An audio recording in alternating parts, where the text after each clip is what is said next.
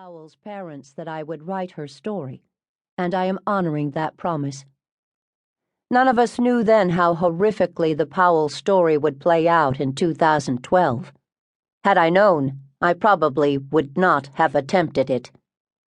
The second case, Two Strange Deaths in Coronado, is only a year and a half old, and it raises the question of why the San Diego County Sheriff's Office closed their July 2011 death investigation after only 7 weeks. There are myriad theories on how and why Maxfield Shacknai, 6, and Rebecca Zahau, 32, perished in a billionaire's mansion in Coronado, California, within 48 hours. Are any of these possibilities the true story? I don't have all the answers. I cannot tell you exactly what happened over the course of a few black days in sunny Coronado. I can only share with you what I have managed to glean. This case made sweeping headlines and was the subject of numerous newspaper articles and television and radio reports, as well as a surge of gossip in the popular resort area where it took place. And then, almost as suddenly as it happened, Max's and Becky's deaths faded to newspapers' inside pages and from the top of the news, only to be quickly replaced by other mysteries, leaving family members of the deceased with an overwhelming sense of emptiness. I am still wondering what could possibly have happened to two very unlikely victims. And I am not the only one still pursuing answers in a baffling case that cries out for a final chapter. Double Death for the Kind Philanthropists explores the deaths of two lifetime philanthropists. It is such a sad case for almost everyone involved that it still haunts me. Fire tells the story of a real-life towering inferno, the end result of a dangerous arsonist's fantasies. No one was safe in the many-storied hotel, and the casualty count could have been disastrous. When the smoke and flames were finally extinguished, the prime suspect was most unlikely. In the case I've titled An Obsession with Blondes, I cover a serial rapist's lust and deception as he carefully targeted his victims. He found them in seemingly safe venues, but he took them to locations where they were ultimately vulnerable.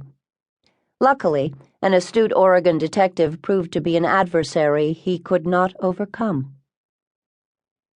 The Last Valentine's Day recounts an inexplicable tragedy that took place back in the 70s and was eventually stored away in cold case files as unsolved, and probably unsolvable. Until recently. After a very long time, one of several suspects I wrote about at the time of the crime finally emerged as the real killer of a trusting 16-year-old girl. The man who loved too much describes a murder case that embodies the familiar and selfish threat: if I can't have you, then no one can. Those words can be an idle warning, but too often they are voiced by someone who means every word.